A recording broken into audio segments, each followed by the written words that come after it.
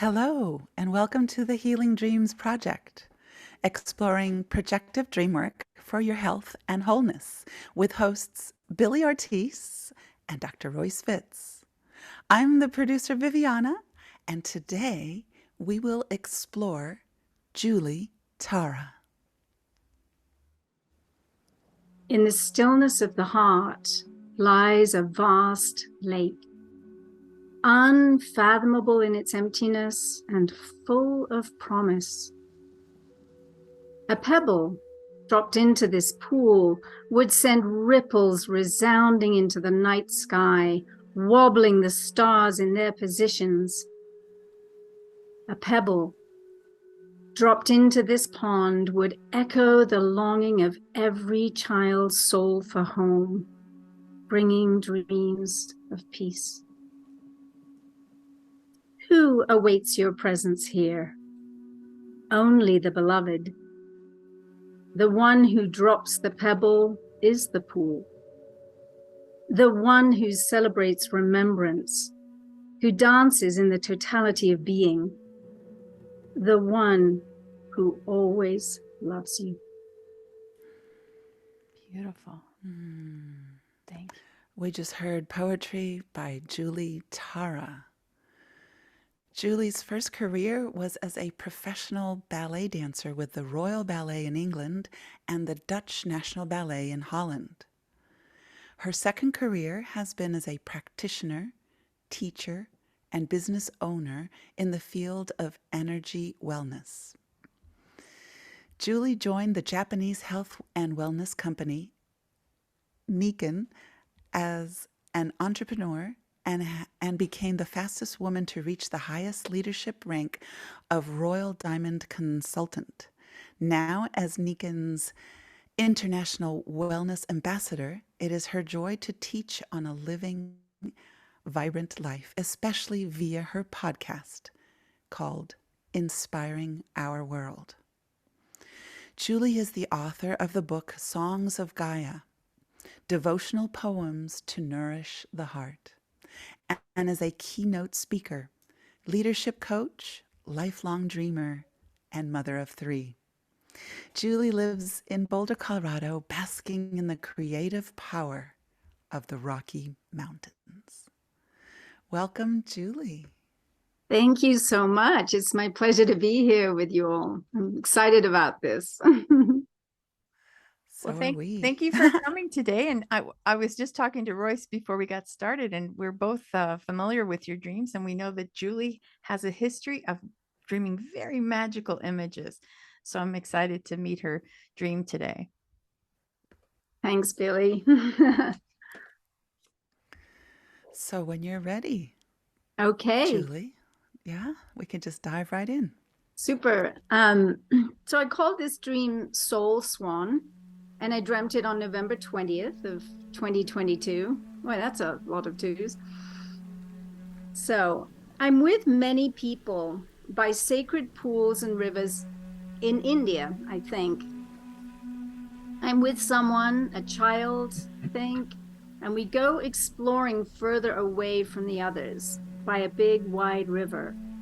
There are ducks or geese, soft reeds, and sandy areas to walk, sit, and to swim from. I am swimming at one point, laughing and splashing around. I help the child to come in and swim and play with me. Now I'm in an ancient temple. There's no roof, it's open to the sky. There's a long, slow procession of disciples or devotees. I'm skipping across the inner grounds. I'm laughing and feeling free. I cut into the procession playfully. No one seems to mind. Many of the people are holding a miniature statue of a little Hindu god or goddess, and they're holding it to their heart. And so as they move around the circumference of the temple, they're going to each put their statue into one of the sacred pools. And there are several of those around. Everyone walks by an old man. He seems weary. he's sitting with a huge basket or barrel of these tiny statues in front of him. As the people walk by him, he hands a statue to the ones who don't have one yet, or they take one out of the basket directly. I'm not quite sure. When I reach him, I stop and we look into each other's eyes. I pick up a little statue out of the basket, Krishna with his flute, I think it is. Or maybe he gives it to me. I hold it to my heart, like everyone else is doing. I'm skipping again, and I run happily to one of the furthest and biggest, long, rectangular, sacred pools. I see 3 swans in the middle, close together. 2 of them are younger cygnets. They're light brownish in color. One of them is big and glistening, very bright white. I choose him and immediately climb down the few steps into the water and purposefully wade out to meet this swan. Suddenly, he rises out of the water, opening his huge wings, and flies fast directly towards me. I'm really startled. I'm not sure if he's going to attack me or not. And I'm almost knocked over by his power as he makes contact with my body. I try to grab his beak unsuccessfully in case he intends to bite me. I feel his big chest against mine and his huge wings. They're sort of coming around me, sort of folding around me. Suddenly, he speaks to me in a firm, clear, very commanding voice. He says, "Music is at the heart of your soul, and you are focusing on numbers." End of dream. Wow. I have to tell you guys, I woke up literally feeling him right there, like as if I was in his embrace. I mean, it was so palpable that I was really shocked. And I just was thinking, have I just been wrestling with an angel or embraced by an angel, or what just happened? Because I'm feeling him right here, as I woke up. So it's intense. I'm familiar with your dreams, but this one has topped, I think, all the ones I've heard before. I mean, I've heard some incredibly magical dreams from you over the years, Julie. One thing I wanted to say to our listeners is, first of all, this is a pretty detailed dream, and so it can get overwhelming when listening to a long dream, but everybody gets to hear the part that works for them and what stands out. So that's what we'll do is we'll, see we may not be able to cover everything in this dream during our session today, but we'll be able to look at different symbols here and just the general feel of the dream too. So, wow. So the swan says to me, music is at the heart of your soul and you have been focusing on numbers. Yes. Wow. And the only word I'm not sure is the word at. It could have been music is the heart of your soul, but I don't remember. And I should, because it was so kind of loud and clear and strong, but it was one or other. Music is the heart of your soul, or music focusing on numbers. Wow. Can I hear the part about Krishna? Of course, that stood out for me. Yes. I hold Krishna to my heart, but yeah, I pick up a little statue out of the basket. Krishna with his flute, I think. Or maybe the man gives it to me. I really don't remember. It's a dream. And here at home, I looked in I have lots of little things at home, but I have a little dancing Ganesha, but he's like tiny. He's like super tiny, right? Like that. So it was like that, but a little bit bigger, a little bit bigger. So but I seem to remember it being Krishna because of this shape of him playing the flute. And that's music. Yes. I have a question. In the dream, I think I'm in India, and I'm not sure, or as I did a little research afterwards, because I really was curious about these sacred pools, I saw images of the temples, those open temples, and it was definitely India.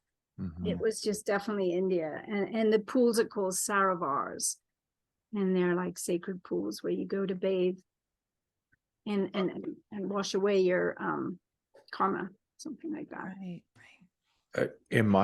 is everyone Indian in the dream except me? I don't know. I don't know. I know they were disciples and there were men and women, I think, and they were all just lined up and they were in robes.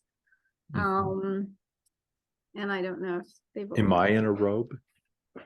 No, I don't think so, because I'm skipping. I'm unimpeded. I don't know what I'm wearing, but it's not down to my feet. I know I'm barefoot, bare-legged. So I'm in some kind of, I don't know what, short tunic or something. How old am I? I have no idea. I don't know. 30s, 40s. I don't know. I'm an adult for sure. I'm not a kid and I'm not in my 20s. I'm older than that. And yeah, just, I don't know. So there was a part at the beginning mentioning helping a child. I'm standing at the sandy shore of one of the pools, and I wrote down there's ducks and geese, and I'm swimming at some point, and then I help a child. So can you tell us more about what happens in that scene? Yeah.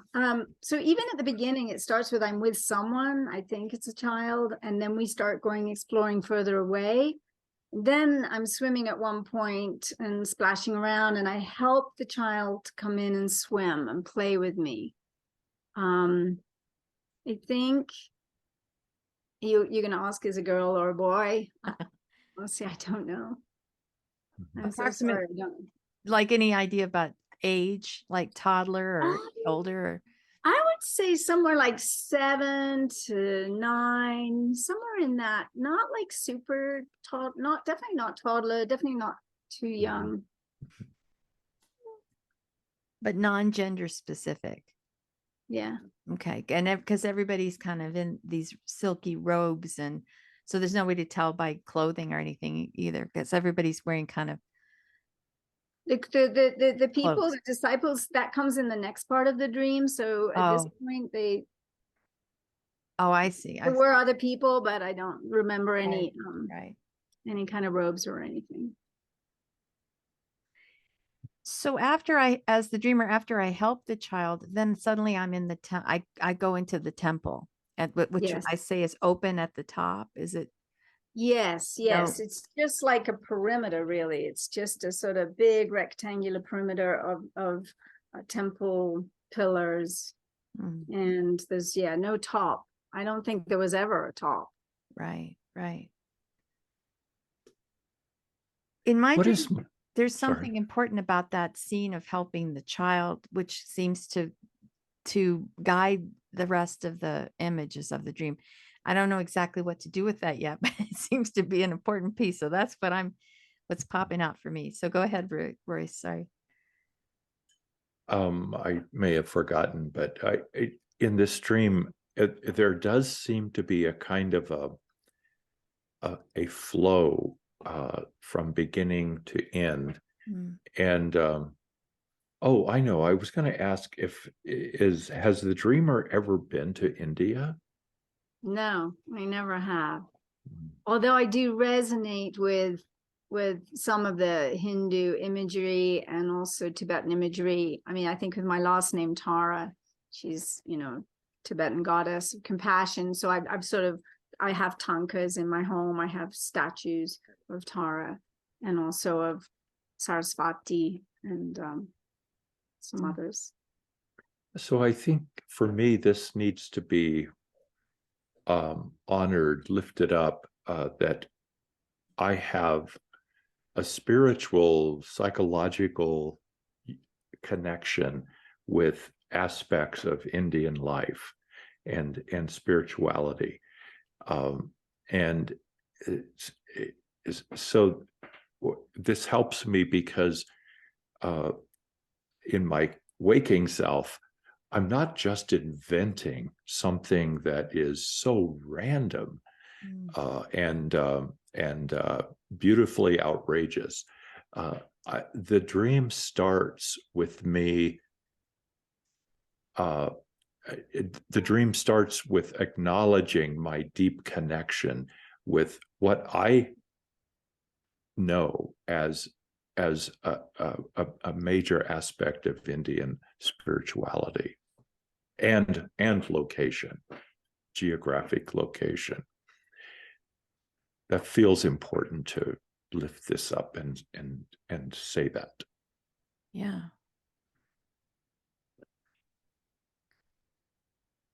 So, and if I can, I don't want to intrude on other people's. So this dream, there are so many elements, and as Billie encourages the listener to go off into their own attractions to the dream and in their own projections, because it's a huge dream with many elements. So what I am listening for are the elements that aren't as dramatic in the dream, and it's like the sand along this beach, along the sacred pool, this man who is making sure all of us who are here, and in my projection, I'm kind of on a pilgrimage, that all of us have a kind of a statue to hold, and that we always place it near our heart. Yes, yes. So this is like a preparation in my projection. I'm being prepared. Even the child, and I get a goosebump as I reflect about the child. It is my calling to play with the child, to invite the child into the water. The karma, that's a word that doesn't necessarily easily come in my vocabulary to express. And so the karma, I'm washing karma away, perhaps with the child, that the child and I may be reflecting a part of each other. Yes. Mm-hmm. Very good. I think so. You know, I definitely felt close to the child and wanting to encourage the child to get out into the river. And the sandy bit was super small. It was not like a big beach or anything. It was just a little bit there, but it was sort of fertile with these reeds and these waterfowl, you know, the geese or ducks or whatever.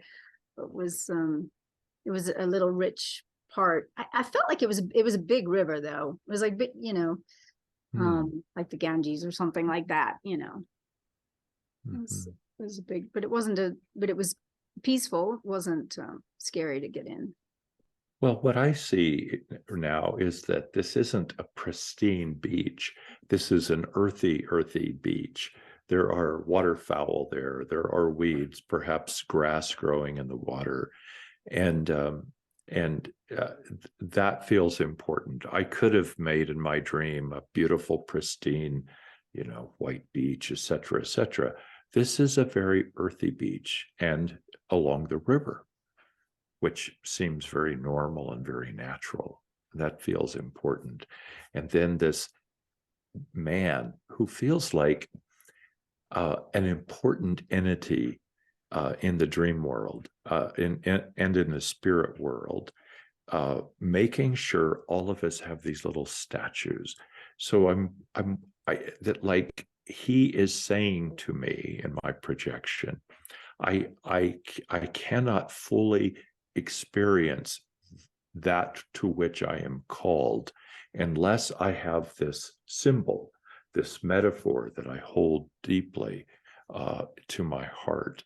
And so he feels like he's from the spirit world, a sort of a gatekeeper that the opposite is, what if I would have ignored him and just bypassed his, I think this would have been, in my projection, of great offense to the powers that be. Yes, yes. And there was sort of no way to ignore him, because every single person, and it was a long, long procession, had to go past him, and many of them had the little symbol, the little deity holding it to their heart, but some didn't, and that's where he made sure they did. Yeah. And then the objective was to go to the pools and throw it in.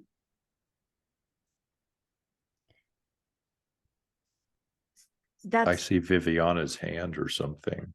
Yeah. Viviana, go ahead. This is just such a beautiful dream for me. It just so resonates on so many levels.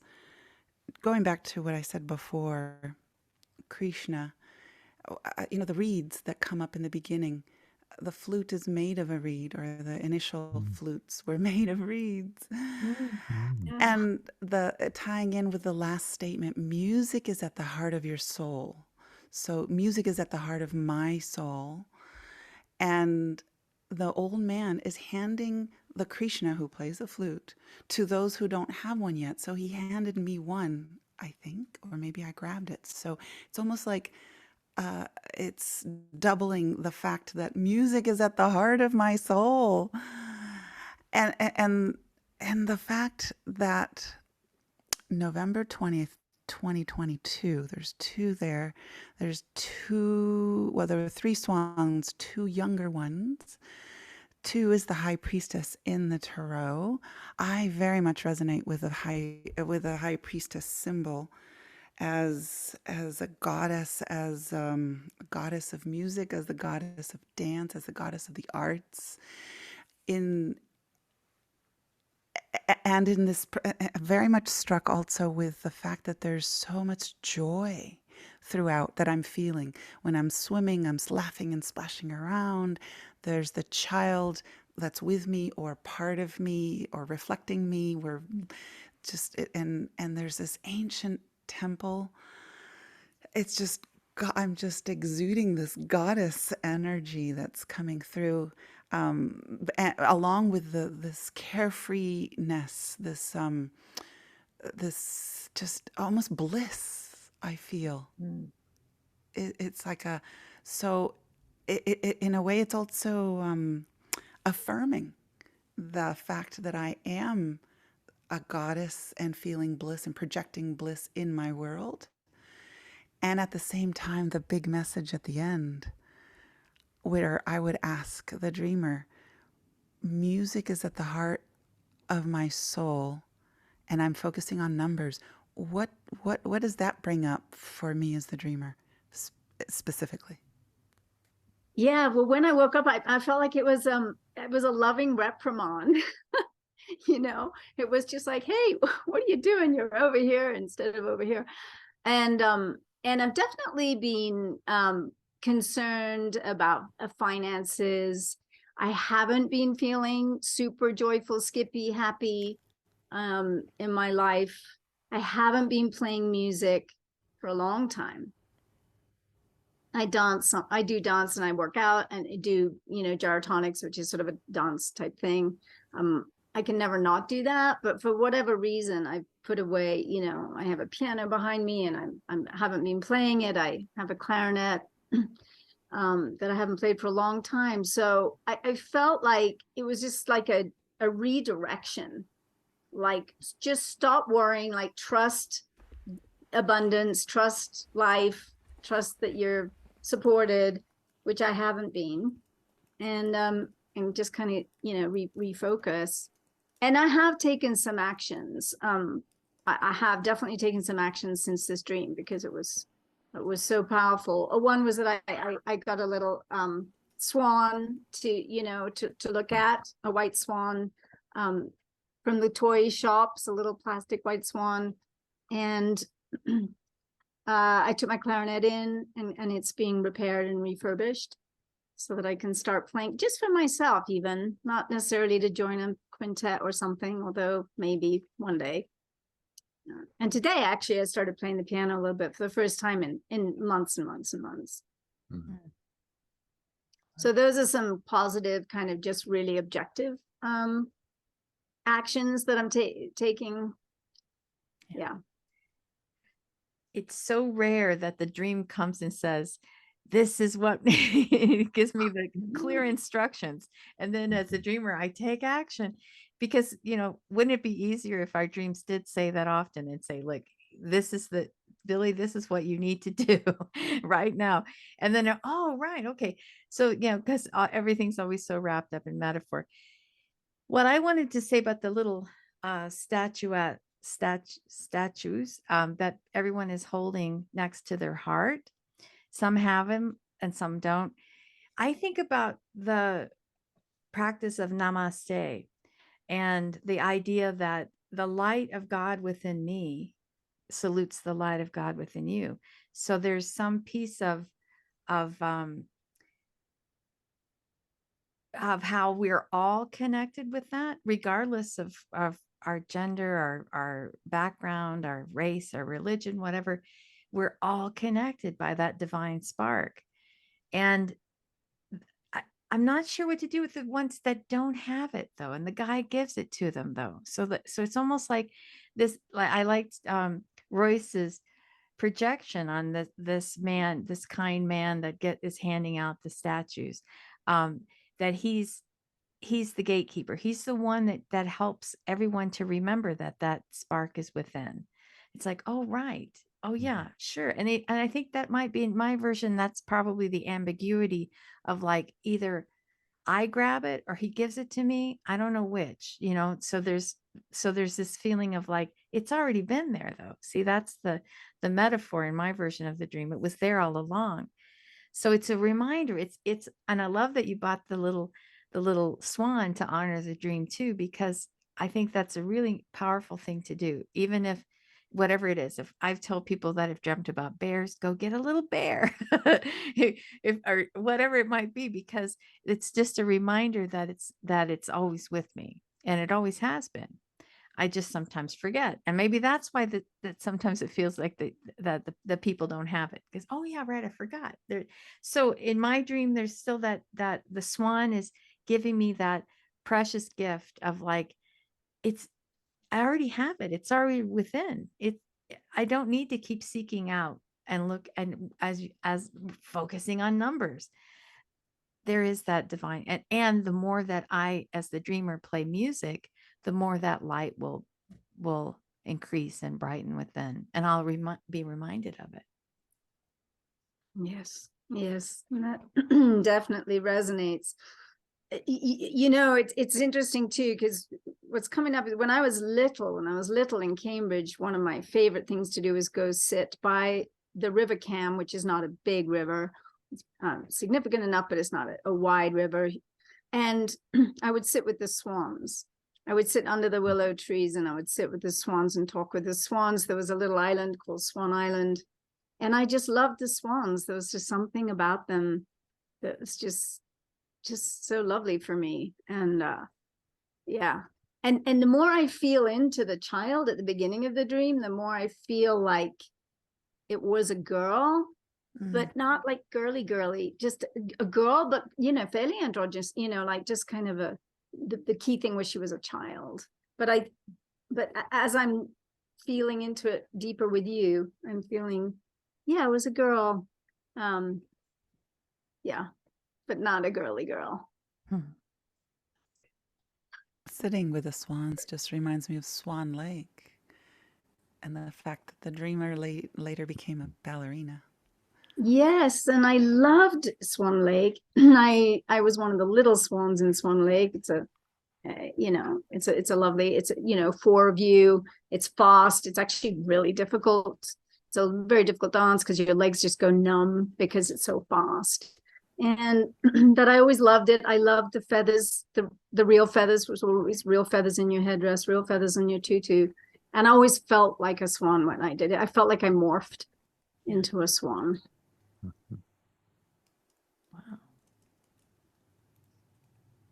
So, Go ahead. sorry. I was just going to say that's one of those examples of something I was dealing with in my group yesterday, was that there's a better like a universal version of every symbol, and then there's a very personal association with every symbol too. So I thank you for sharing that story, because that's a good example of this. We could have just gone on talking about swans without knowing that, oh, at some point I felt like I transformed into a swan as the dancer of Swan in Swan Lake. So it's like so why I would imagine that's why the swan would show up in my dream. Yes. Yes, I just think they're so elegant and graceful and really powerful. As children, we were always warned, like, be careful of the swans because they can break your arm with with their wing. Yeah. But I never felt really scared of them, but I was super respectful of them. I never encroached too close on their space because often they were nesting on Swan Island, which is a tiny, tiny little island. It's just a little in the river. So yeah, I always felt that, but I would just sit under the tree and just sort of talk to them. My heart. Yeah, it's beautiful. For those of us that have only seen swans from a long distance, as in pictures or, at parks, and I'm hearing the dreamer describe the more intimate understanding of swans and how, their elegance and beauty, to me, is disarming. That they are not harmful. And the reality is they can be harmful if they are threatened or their babies are threatened. They will attack, and their attack is so fierce. And they know how to use their wings as an offense and as a defense that will cause damage to another being. And so that's a beautiful, for me, a kind of a beautiful awareness in this stream that I am beautiful and I'm elegant and I am fierce and I am protective and I can do damage if called upon for a higher purpose.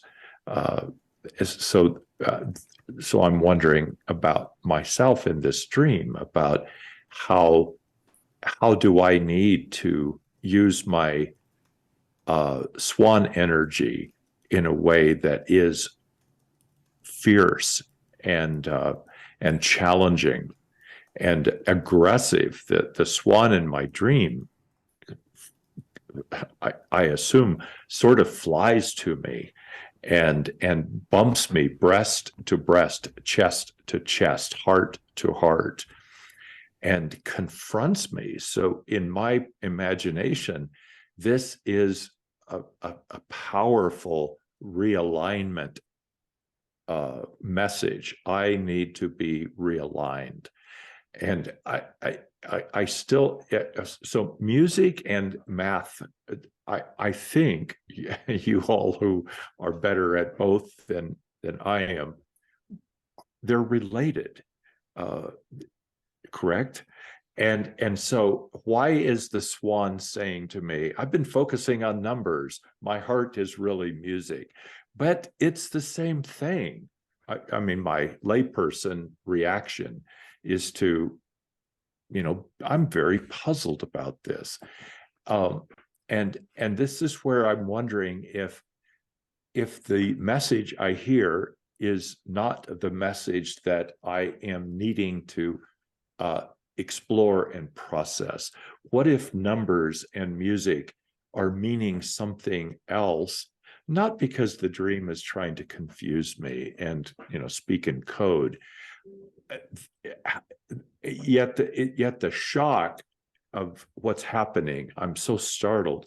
I'm wondering if I need to be attuned, in the musical sense, to my soul in a way that there's a surprising message in this challenge about numbers and in this challenge about music.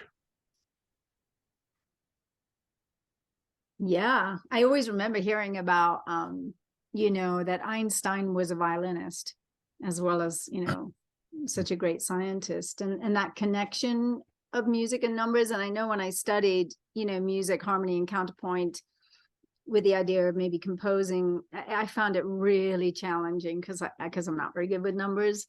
I'm not terrible with numbers, but I'm not great with numbers. And there was so much, you would know, Viviana. It was just so complicated that I was just like, oh my gosh, maybe I just play. But, I always thought composing would be a wonderful thing. But you can just take a look at, Mozart or, of course, Bach fugues or Beethoven, and that brilliance of the science, with the music and the harmonies is extraordinary. Left and right brain, for sure, combined. Leonardo da Vinci, who is an artist, we know him best as an artist and very sort of scientific for his day. He was first a musician. He played, I think, some sort of lute. So, and my flute teacher used to always say, yes, we're speaking the language of music, but we have to also use the brain and get the number part of it all right as well. So it's the best musician is the one who can combine the two and marry the two together brilliantly. I love that. Thanks for sharing that. Yeah, because Da Vinci is such an inspiration. I didn't know that. I didn't either. I was just reading his notebooks though, but I realized a couple weeks ago. Right.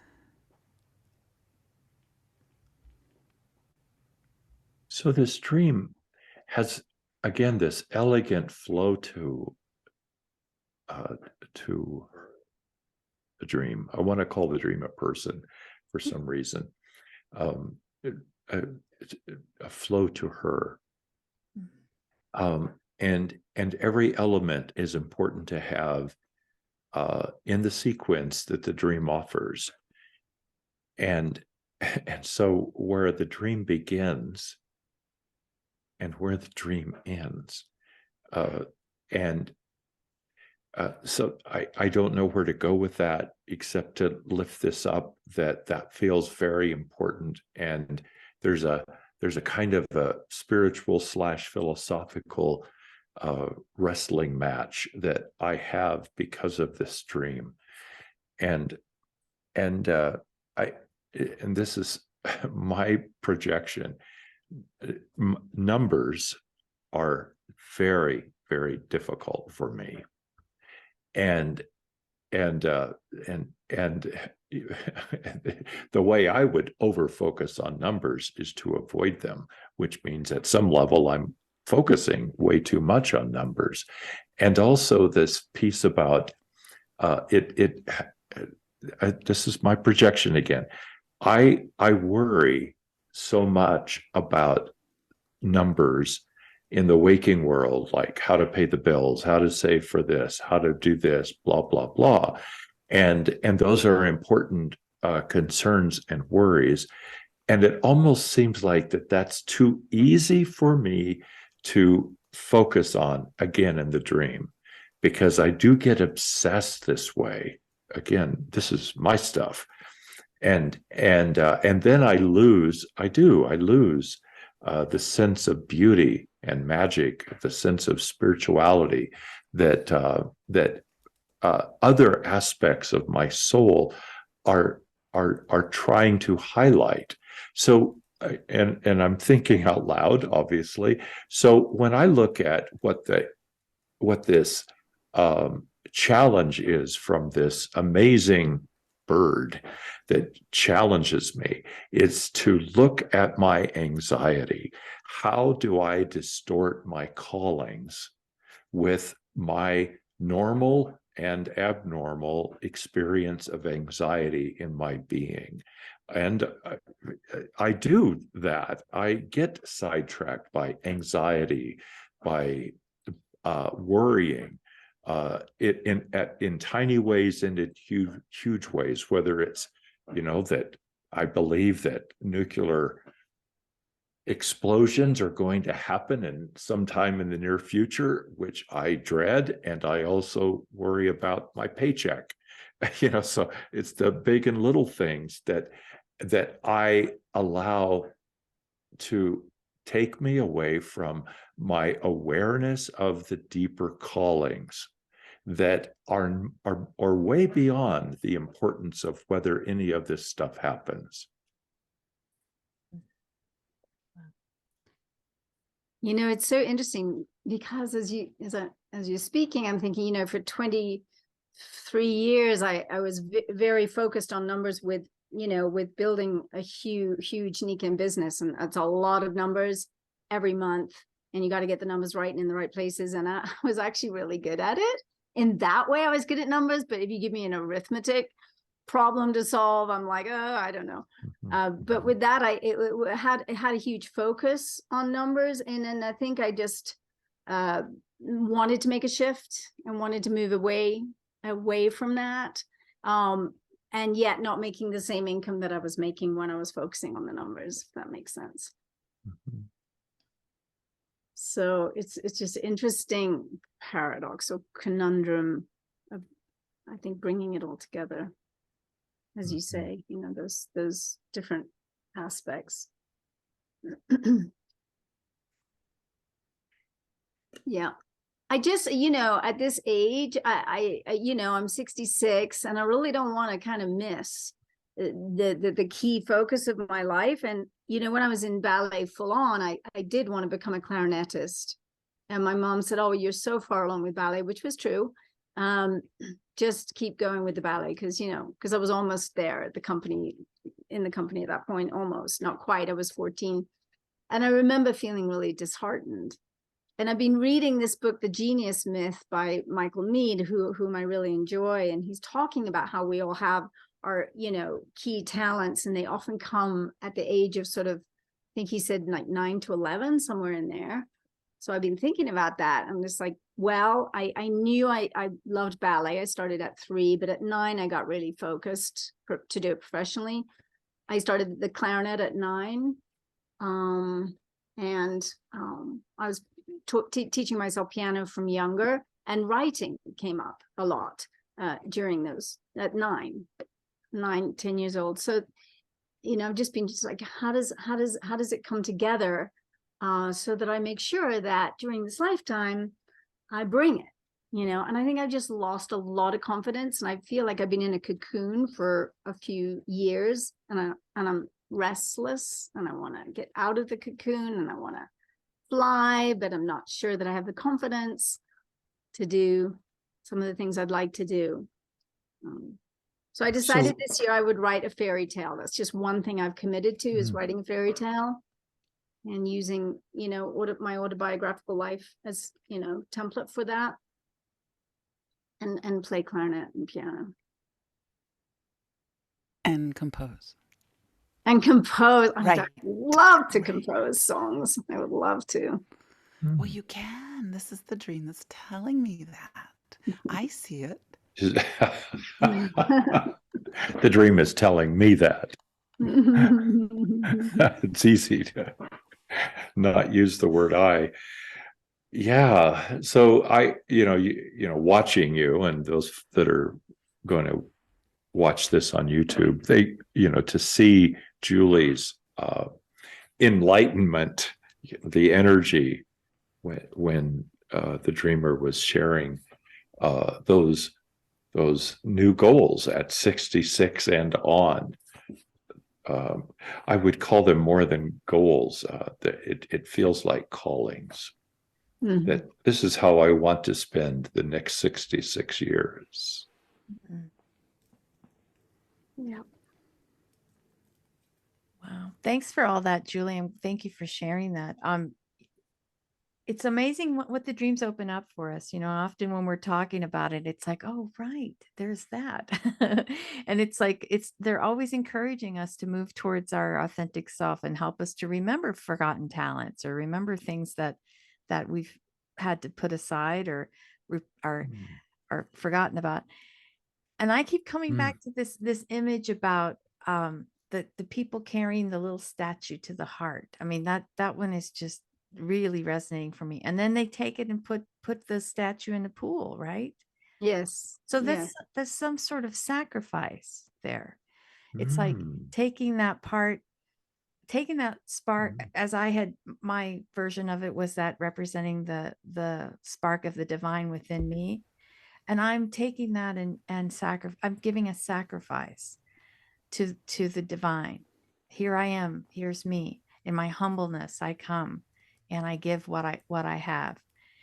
And it also makes me think about how we all are individual sparks incarnated, but then when we pass away, we all become one within the pool. So it's like, is this a reminder that we're all going to return back to the same place we came from?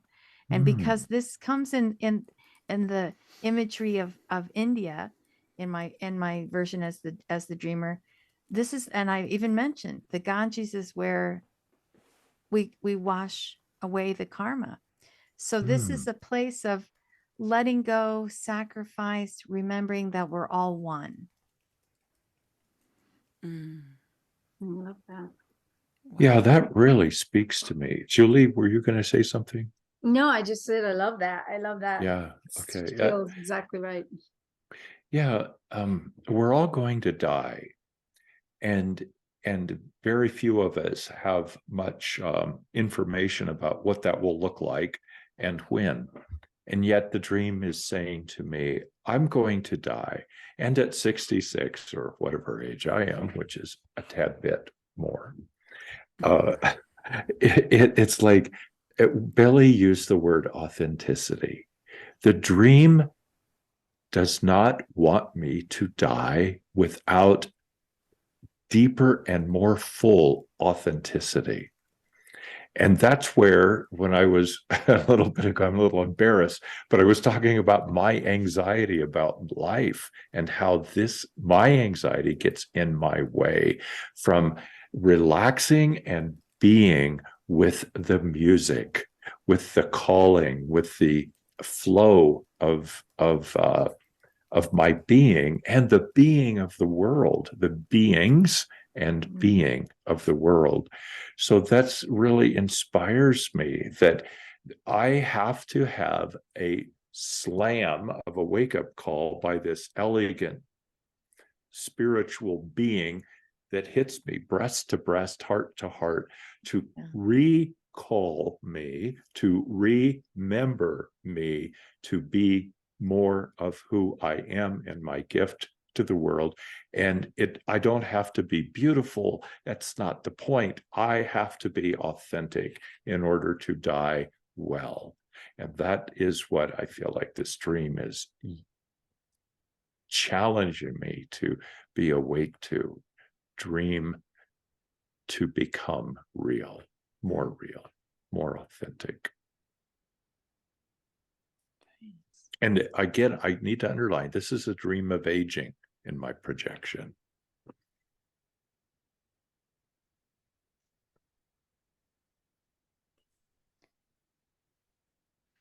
How then do I want to live the rest of my life?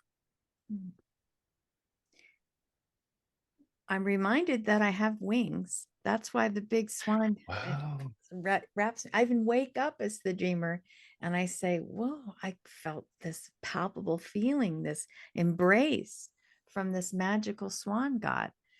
And I even say it felt like an angel. So in my version of the dream, this is an inner protector, very strong. And as Royce was saying before, and I as the dreamer, as Julie, I'm saying, watch out for the swans. They're pretty fierce. They represent this paradox of elegant graceful beauty and don't mess with me. I had one encounter with a swan at some point. We were in a paddle boat. This was many years ago, and they had all these swans around on the lake. And we thought, oh, how lovely and idyllic. And then, of course, there was the swan that started coming up and started just like biting at us. I mean, it was just like, and I thought, what is that? And I looked down, and it's the swan was just like, get out of my pond, get out of my pond. And I was surprised. I was very surprised, and we had to actually like escape from the swan. So yes, I've had experiences of where don't mess with them. So that I think as the dreamer, if I can hold that in my heart of like, that's me, I can fly, and I can be elegant and graceful, and I can also be fierce and strong and determined. I really love that. I love that combination. And I think I have definitely lost some of that, that fighting spirit that I used to have a lot. I think just a lot of disappointments and just kind of like there's sort of a bit of a why bother, or, you know, can't do it again, rise to that level, you know, things like that. Sure. A loss of autonomy, I think. You know what's also really funny? I just have to say, I actually bought 2 of these little white swans because they do mate for life, and I would love to meet, you know, my right mate. And so I did just join eHarmony a couple of days ago, and I thought, oh, that's so funny. It's called Harmony, eHarmony, and I just thought, yeah, that feels right. I think because it's got that word in it, and because it's so comprehensive, I'm going to join that one, and so I did, you know. Because there's also another part that's just has not been working out, and I long for that. Yeah. Well, and if this were my dream, I think part of the channel to gaining that is through the laughing and splashing around and the skipping and feeling free. And it's also the antidote, me as a musician, as a performer, to when I'm feeling a loss of confidence. I have to focus on the power and turn the fear into a power and just slay it that way. So I think the dream for me very clearly says, you know, focus on what brings me joy, on the bliss, and all will unfold. A little cliche, but I'll take it. I love that. Absolutely. I think that's true. Which goes back to being authentic, the authenticity, and really just doing the things that are so joyful for me, which, you know, music has always been one of those things from when I was really super little. But my mother was a pianist and singer and actress, and my dad was a jazz trumpet player before he became a doctor. So I had both of them and all their music, and they were so proficient. I think it was also very daunting, because I can remember playing with my mother, and she played the piano part and I played the clarinet from, you know, Mozart clarinet concerto, and then she would criticize me a lot, and I was, you know, little, 10, 11, 12, and it was hard. It wasn't really fun. Yeah, I played clarinet when I was 9 as well. And my mom was a pianist as well. Oh my gosh. But I think that's why I chose the flute. I played the piano before, and I felt that criticism as well. So I understand that. I resonate with that. Yeah. She was a very tough act to follow. Yeah, it would be a kind of a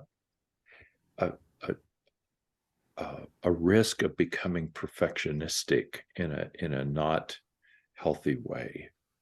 In my dream, I can be that way, and then that takes the joy out of my creativity and spark. Absolutely. And you get a lot of that in ballet, a lot of criticism. The culture is one of criticism more than anything, and disrespect. Classical music too, yeah. Yeah, I'm sure. I mean, that's why I left, because the culture was so just terrible, disrespectful. Does this feel like a place to bring this maybe to an arbitrary close? Is there any other part of the dream that you wish us to look at, or anything else that you feel like you want to express or say about your dream? No, so grateful. I think it's wonderful to share this dream with you because it has made such an impact on me. And I like looking at the different aspects of it. Of course, there's the very obvious swan song thing. Yeah. That of right. course I thought of right away when I first looked at it, when I first dreamt it, when I woke up. It's like, okay, what would that be? Right. So let's go to. So thank you, Julie, so much. And thank you very much for sharing your poem at the beginning. That was lovely. Oh, you're welcome. Yeah, I'd like to write another book. I have a lot more poems than this that aren't in there, but yeah, Songs of Gaia. It's on Amazon, and yeah, very nature oriented. That's beautiful. So, Julie, what's your website if anyone would like to get in touch with you? It's just julietara.com. Very simple. And you have a podcast as well. What do you like to feature on your podcast? Well, the podcast is really specific with the position I have as wellness ambassador for Nikken. So it's called Inspiring Our World. And it's really focused on health specifically. It's once a week. It's in about 16 countries right now. And but it has the Nikken name on it, even though I'm the creator of it. So yeah.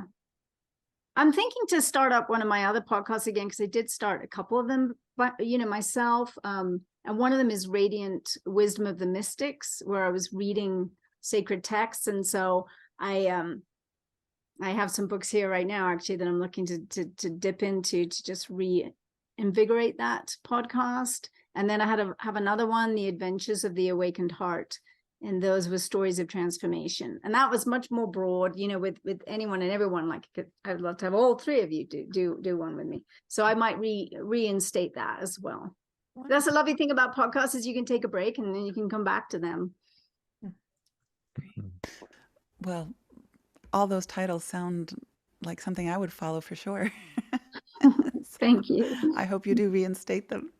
Thanks. Well, as we wrap things up, I would like to ask Dr. Fitz about how we can get in touch with you. Well, you can reach me at roycefitz.com, and I am a spiritual counselor and dream worker. This version of the podcast today kind of reminded me of some of my journey and what I invite others to do in their own work. And in the realm of spiritual counseling, it is what are our heart's deepest values? And are we expressing our heart's deepest values and moving more and more towards authentic life? Because each phase of our life has different struggles and different meanings and different challenges. I also believe that as we do that, paying attention to our dreams will definitely open up doors. And perhaps I think all of us will be bumped in the chest by this elegant swan that is calling us in some way, our own way, to live authentically. Beautiful. And Billie Ortiz, wakeuptoyourdreams.com.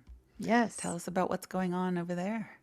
Well, I offer private dream sessions, and I also have two groups, one that meets in the evening and one that meets in the afternoons, and all the schedules up on my website under the calendar, wakeuptoyourdreams.com.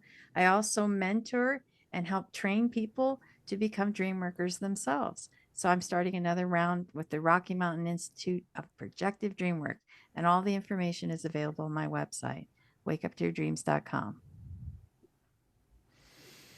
Fabulous. Well, and you, Viviana. Oh, me. Well, I'm Viviana Guzman. My website is viviana.org. and I'm a musician, and my website for my other side, my astrology tarot dream side, is viviana.org/magic. You, the listener, we would love to hear from you. So please call our Dreamer hotline, which Yes, is 720-573-9195. Once again, 720-573-9195. We would love it if you shared the episode or liked it and tell your friends about it. We are on iHeartRadio, Pandora, Instagram. Royce is on TikTok. We're on Instagram. We're everywhere. So I hope Spotify, that yeah, Apple Spotify, Podcasts, yeah. YouTube, wherever you're listening Right. and tuning in, we would appreciate a share and sharing with your friends as well as we dive into the language of stories, symbols, metaphors, and archetypes. Until next time, thank you again, Julie, for joining us. And until our next episode, happy dreaming. Thank you so much.